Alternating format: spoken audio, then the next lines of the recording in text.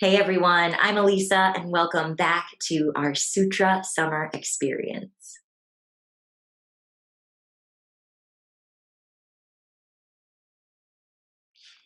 All right, guys, so we're nearing the end of our journey together. Let's dive right into Svadhyaya. Here's our book, Path of the Yoga Sutras by Nikolai Bachman. And let's get started. All right, so Svadhyaya is all about self-study, so study of and by oneself. The first step towards self-improvement and self-refinement is looking at ourselves honestly and objectively. Learning about ourselves and our relationship to the outside world can provide us with a glimpse of who we are. Close friends can act as clear mirrors, revealing shortcomings otherwise invisible to our own perception. Studying sacred books and repeating powerful words or sounds will broaden our understanding of ourselves and others. And he makes a point right away that we may or may not like what we discover. And I think this is one of the most important things, for me at least. Svadhyaya is, I think, one of, if not my most favorite of all the yamas and the niyamas, because it's where I've found the most sort of tangible change. I've discovered the most, I've grown the most through my Svadhyaya practice. And that includes, that includes a meditation practice, that includes reading self-improvement books or philosophy books, particularly yogic philosophy books. That includes taking my YTT, right? And all the other trainings I've done. And to me, it's just such a pure and quiet practice, this Svadhyaya thing. But at the same time, it can be very provoking. So I like how right off the bat, Bachman acknowledges that, we really might not like what we find, but that's part of it. So if we can go into this just acknowledging that there's probably going to be some trigger points in your Svadhyaya practice, and that it's okay and it's normal and it's natural, and that you can continue and move forward, then all the better. Yeah.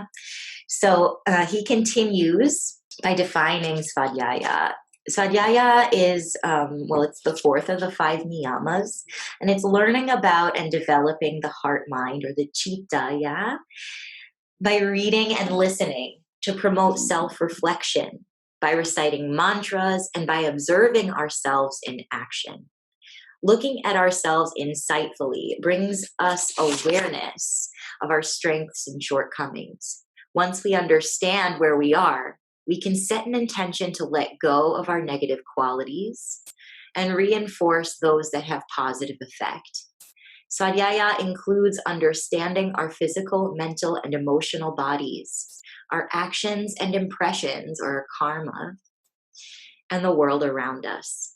All right, so continuing on, so he goes to talk about Svadhyaya along with tapas and Ishvara Pranidhana. Ishvara Pranidhana will be next week, and how these three of the final three of the five niyamas are what's collectively what's called Kriya Yoga. And we'll get into that in our final week. Traditionally, he says, Svadhyaya meant learning and repeating a mantra chosen by our teacher for us, and studying sacred texts that guide us inward, like the Vedas, the Upanishads, or the Bhagavad Gita. The mantra Om is the most common mantra, and its repetition connects us with Ishvara, which we'll learn about more next week.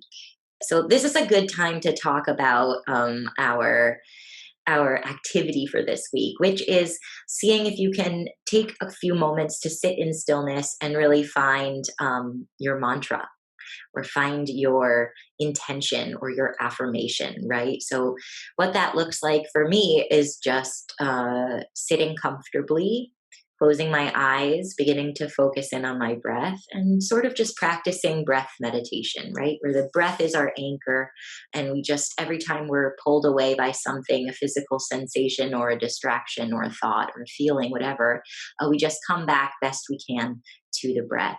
And this helps us quiet down our central nervous system, relaxing the body, letting the mind just do what it will without judgment, and just choosing, asserting our ability to choose to come back to the breath.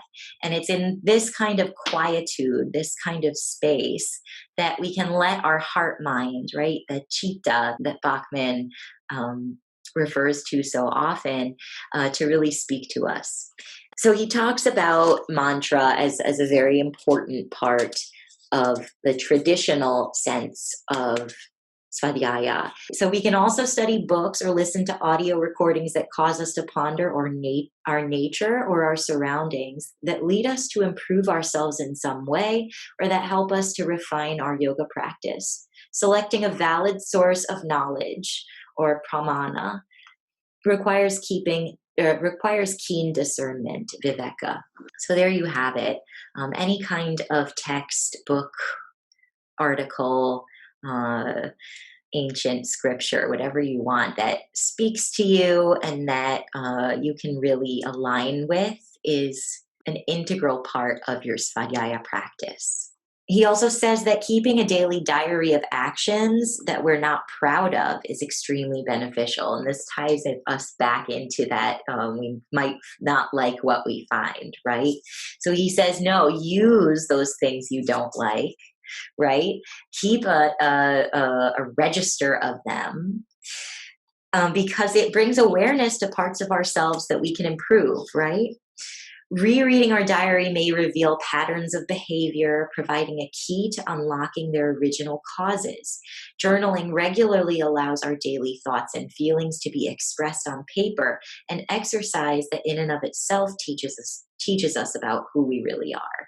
And I have to say, if you're not a journaler, try again. And if you're still not a journaler, use a voice memo. I've found that people really, especially those who are sort of hesitant about journaling, use a voice memo. But just get your thoughts down somewhere, okay? It's really important, especially in the Svadhyaya process. So Bachman says during the practice of self-observation, or Svadhyaya, we can ponder what causes us and those around us suffering by asking ourselves, in what situation do I react and why? How much of my response is automatic, whether it's controlled by my past, which is called raga and dvesha, respectively? What are my habitual tendencies, or samskaras? And how do my actions or reactions affect the outcome? How can I convert negative outcomes to positive outcomes? So you can, take your time in stillness this week, and then you can go ahead and answer or ask yourself those questions about maybe one of the biggest topics that came up for you. You can also ask yourself these questions about the mantra that came up to you, if one did, right? Just to make sure that it's aligned, right? To make sure that there's a greater purpose. And we'll get into that more next week when we talk about Ishvara Pranidhana. So finally, Bachman says of Svadhyaya that it's the key to understanding who we truly are. When followed through with faith and humility, self-observation gives us the power to convert old harmful behavior into new helpful action, as opposed to reaction, right, which is just automatic and emotionally driven, yeah? The ultimate goal is complete self-knowledge, with the realization that we are a changing outer shell surrounding a pure, unchanging inner light of awareness. How beautiful is that? So these are really the three key tenets for Svadhyaya practice: accountability, knowledge, and practice. So I hope you enjoy this lesson on Svadhyaya. If you have any questions, please feel free to shoot them out into our private members only Facebook group. I would be happy to talk more about this most favorite niyama with you. Thanks, you guys. Have a wonderful week, and I am so grateful for all of you. Have a great week. Bye.